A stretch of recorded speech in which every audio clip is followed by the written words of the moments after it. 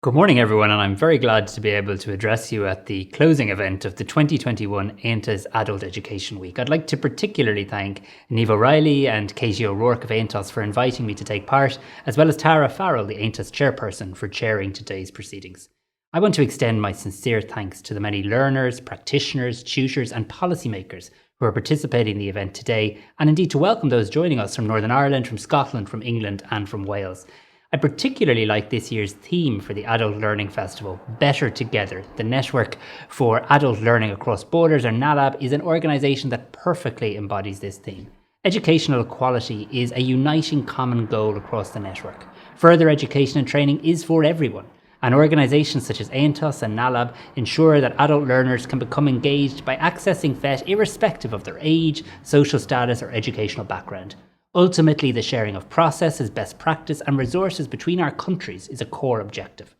An objective that brings about solidarity amongst learners and practitioners across the island of Ireland, Scotland, Wales and England is strongly welcomed by my department. By sharing in this way with one another, we can strengthen democracy and active citizenship with and across our borders.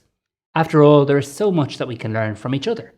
Ongoing demographic, economic and societal changes will only serve to emphasise the vital role played by adult and community education within our countries. Adult and community education can help to ensure people are best placed to make the most of the opportunity that these many changes will bring. Learning is central to helping people get on in life and building integrated, cohesive and active communities. We have a closely connected history and heritage on these islands, and there is a huge value in sharing our experiences of tackling common challenges. In a few minutes, we'll have the opportunity to listen to adult learners Liam Shortall from Ireland, Karen Woods from England, Heather Brown from Scotland, Emma Williams from Wales and Denise Donaldson of Northern Ireland, who will share their own experiences of adult learning, and I thank them each for that. The learner perspective is our most valuable resource in monitoring and adapting processes and strategies. The value of adult education cannot be underestimated.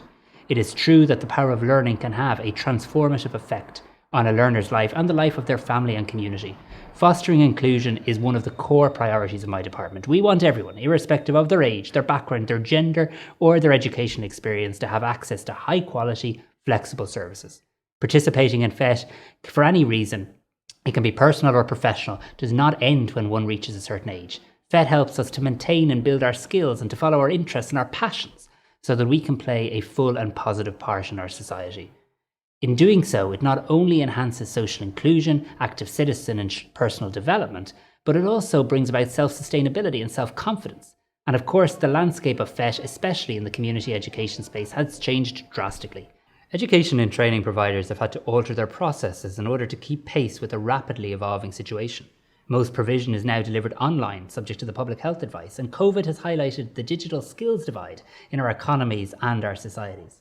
Considerable changes are occurring within the further education and training sector to improve the existing capacity in the area of digital inclusion and the provision of digital skills in adult education. We must continue to recognise the importance of digital literacy in facilitating the full inclusion of all members of our society, and this will very much be a focus of Ireland's new National Adult Literacy, Numeracy and Digital Skills Strategy.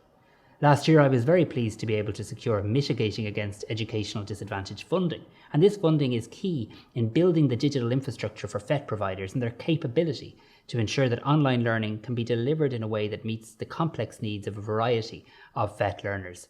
The fund is supporting projects to secure the re-engagement of disadvantaged learners and their access to community education. I've been delighted to hear really positive feedback on the impact it's already had, and I want to continue to hear from you about how it's working and indeed about how we can make it even better. It would be an understatement to describe 2020 as a challenging year for both learners and practitioners, and these challenges have travelled with us into 2021. Organisations such as AONTAS and NALAB have remained learner-focused and collaborative, ensuring that learners do not get left behind. As we've moved forward with hope of a greater return to on-site learning in time, it will continue to be of great value to share our experiences and practices to ensure we can do even better. I hope you enjoy the rest of your day. Please keep safe, and hopefully next year we might be able to attend this Adult Learners Festival in person. Have a great day. Thank you very much.